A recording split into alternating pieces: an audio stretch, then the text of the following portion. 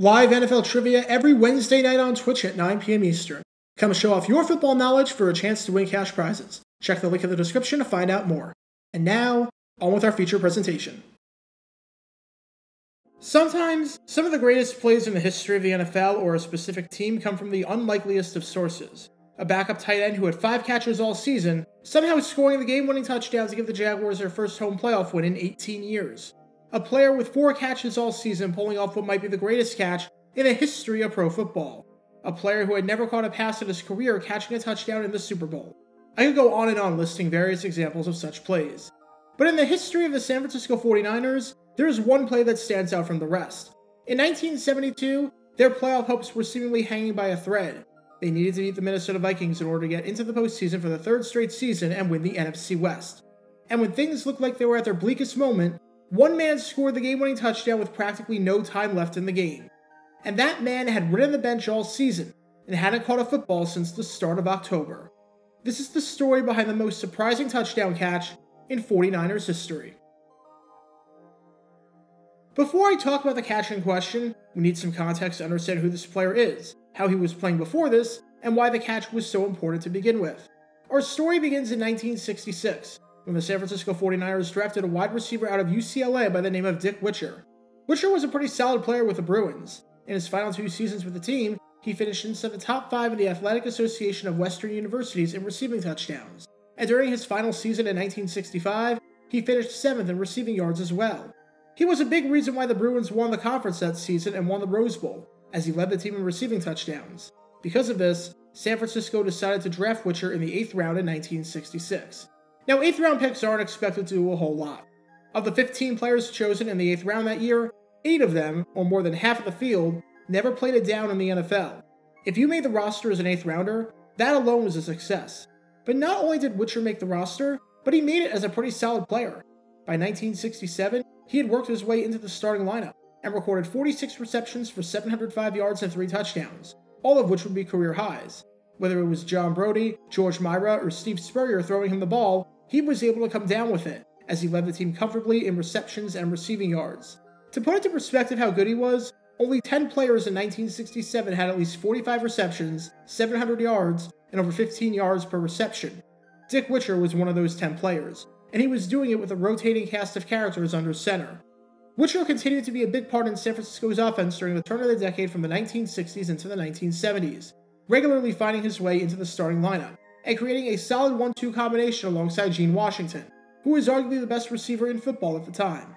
When the Niners made the postseason in 1970, making it for the first time since 1957 and winning their division for the first time ever, Witcher caught 2 touchdowns in the playoffs, including the only touchdown scored by San Francisco in their NFC Championship loss to Dallas. And after a 1971 season where he started all 14 games for the first time in his career, as the Niners once again made it back to the NFC Championship, Witcher was looking to keep that momentum going heading into 1972. Unfortunately for him, it didn't quite work out that way. Witcher was used to being a pretty productive player in the offense, but in 1972, his role was drastically changing. It wasn't really his catching ability that head coach Dick Nolan was using him for that season, but rather his blocking ability. Witcher stood at 6'3" tall, so he had the frame to be a solid blocker and even play a bit of tight end. But the days of Witcher being near the top of the NFL and leading the Niners in the major statistical receiving categories were long gone by this point, because Witcher was about to experience what seemed like the worst season of his life. He had 1 reception for 17 yards in their 34-3 opening day victory against the San Diego Chargers. He had 1 reception for 3 yards in their 37-2 victory against the New Orleans Saints. For those wondering, yes, 37-2 is scoregami. He had just 2 catches through the first 3 games of the season, and then suffered a pinched nerve in practice. While the injury wasn't anything serious or anything to worry about, it did highlight just how much he'd been struggling all year. It even got to a point where Nolan commented on Witcher's play, saying that there were times that he should have gotten the ball more. And in the middle of the season, Witcher was removed from the starting lineup. The 49ers drafted a receiver in the 9th round in 1970 by the name of Preston Riley. And even though Riley hadn't done a whole lot, having just 10 receptions in his first 2 seasons, with Witcher somewhat struggling, Nolan decided to make the switch to possibly add that extra element of speed to a team and an offense that had been struggling, that had gone winless in their last 3 games, and had mustered up just 44 points in that stretch. As Nolan said, "We're trying to get some speed out there. That's all there is to it."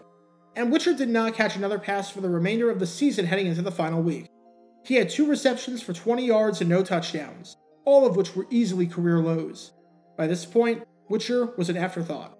The man who started every game the year before was now riding the pine, having not caught a pass since Week 3 all the way back on October 1st. Little did he know that all of this was just setting the stage for the greatest catch of his career. December 16, 1972. It's Week 14 in the NFL season, and we have an absolutely critical matchup on our hands between the San Francisco 49ers and the Minnesota Vikings. This is a nationally televised Saturday game for the final week of the year, and the importance of this game cannot be overstated. While the game means nothing to Minnesota outside of the Vikings, currently at 7-6, wanting to finish the season with a winning record, for San Francisco, this is one of the most important regular season games in the history of the franchise. They sit at 7-5-1, half a game up on the 7-6 Atlanta Falcons for the lead in the NFC West. If the 49ers win this game, they win the division and advance to the postseason for the 3rd straight season. If the Niners lose this game, then their fate lies in the hands of the Falcons-Chiefs game on Sunday. Win and you're in, but lose and you might be going home. And early on, this game was looking like a disaster for the 49ers. It started in the first quarter, when after a turnover by San Francisco, Minnesota was able to drive down the field and score the first points of the game, as Fran Tarkenton hit Ed Marinaro on an 18-yard touchdown pass to give the Vikings a 7-0 lead. While some field goals by the Niners in the second quarter cut the gap a bit, by halftime, San Francisco was still trailing 7-6, having not led at any point in the game. And it was about to get a heck of a lot worse when in the third quarter, following a 43-yard field goal by Fred Cox and a 31-yard touchdown pass by Fran Tarkenton, which was his second touchdown pass of the day, the Vikings led 17-6 heading into the fourth quarter. Considering the fact that the Niners had not had a come-from-behind victory in the fourth quarter all season, to be down by 11 in this seemingly do-or-die game was not good. However, they did have an ace up their sleeve in John Brodie, who came off of the bench to try and spark a comeback. I did a video on John Brodie and his storied career with the 49ers, so if you want to learn more about him and the star quarterback, then click the card in the upper right corner. Brodie, who was 2 years removed from winning the MVP, and who hadn't played since October 15th, took over for Steve Spurrier late in the third quarter with Minnesota looking like they were about to pull away. And after a 24-yard touchdown pass by Brodie to Gene Washington in the fourth quarter, the deficit was cut to a 17-13 game. Following a defensive stop, San Francisco got the ball back with 90 seconds left, needing a touchdown to win it and clinch the NFC West. And the man to give him that touchdown? The unlikeliest of sources. None other than Dick Witcher. Let's just remind ourselves about Dick Witcher at this point. He had caught 2 passes all season. He had not found the end zone all year. He had not caught a pass since October 1st, and this game was taking place on December 16th. And yet, on third down, John Brodie was looking his way. He directed traffic and eventually found a wide-open Witcher in the end zone for what was the game-winning touchdown. Game over. The 49ers won the game 20-17 on this touchdown with 25 seconds left, eliminated the Atlanta Falcons from playoff contention, and won their 3rd straight NFC West title. And naturally, after the game, all the talk was about that touchdown at the end. Witcher was one of the men of the hour, and when asked about the touchdown, said that it was the greatest thing that ever happened to him. Not only did he mean that on the team level, which is obvious, as a game-winning touchdown to send your team to the postseason has to be one of the pinnacles of any player's career, but he also meant it on the personal level. When you think of how hard this year was for Witcher, with all of his struggles and all his time riding the bench, for him to perform heroically under those circumstances and be ready for his opportunity was nothing short of remarkable. As for John Brodie, he was really happy for Witcher. He was also a bit surprised that the play resulted in a touchdown. As Brodie said, Dick's had about 6 touchdowns that were called back by penalties the last few years. I turned around and looked for a flag. Naturally, when there was no flag on the play, and when the touchdown rightfully stood, the celebrations ensued. There were a lot of storylines to take away from this game, from the Niners winning the NFC West, to Brodie's heroic performance off the bench after 2 months, to some sloppy play by the Vikings at the end of the game that emulated their somewhat surprising struggles throughout the season. But perhaps none were bigger than Dick Witcher, for the first time in years, being the man of the hour. Unfortunately, that would be the last real highlight of his NFL career. What happened? What I was trying to do was delay and run a corner, and Charlie West was, he just flew out the outside, and the linebacker forced the play, and John was motioning for me to pull up like I did because he could see that nobody was behind me, which I couldn't. And so when I stopped, it was a pretty, all he had to do was lay the ball in there. After the Niners lost to the Cowboys in the divisional round, Witcher would remain on the 49ers for the 1973 season, and would even move back to his wide receiver position after spending some time at tight end during the 1972 season. However, even though he was back at his natural position and was comfortable once more, he was unable to do anything. He suffered a muscle injury during the preseason, and that was a sign of things to come with regards to his production level. Witcher finished that season with 1 reception for 13 yards, which came in a 13-9 victory in Week 4 against the Atlanta Falcons. And that was it. No touchdowns, no nothing. By this point, it was clear that Witcher's best days were behind him. Witcher played for the Southern California Sun of the World Football League in 1974, once again being unable to do anything, as he had just 2 receptions all season. His rights in the NFL, along with those of wide receiver and second-round bust John Eisenberger, were traded to the Chicago Bears, although after 1974, Witcher would never play another down in professional football again. He was off of the Sun after the 1974 season. He would not make it onto Chicago's roster, and would have his football days completely behind him.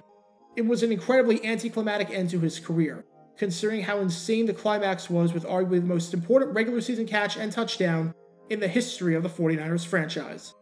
What Dick Witcher did during the end of the 1972 season is the stuff that movies are made of. A guy that had done nothing but warm up the bench all season, a guy that is presumed to be an afterthought, and a guy that might not have a future in the NFL. And out of nowhere, when the team needed him most, he made a touchdown catch that not only won his team the game with almost no time left, but sent his team to the postseason. Sometimes, players have a complicated legacy, where fans can think of them for different reasons and different plays. Not Dick Witcher. Because if the name rings a bell to Niners fans, odds are it's because of that play to end the 1972 season, which might be, considering the circumstances, the most surprising touchdown catch in the over 75-year history of the franchise.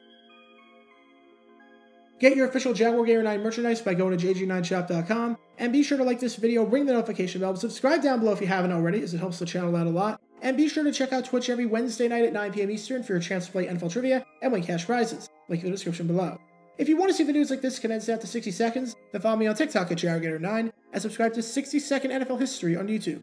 To see highlight videos of players throughout the history of the NFL, subscribe to JG9 Highlights. Also, special thanks to all of our Patreon supporters for helping out the channel. Your support is greatly appreciated. See how you can become a patron and request future video topics in the description below.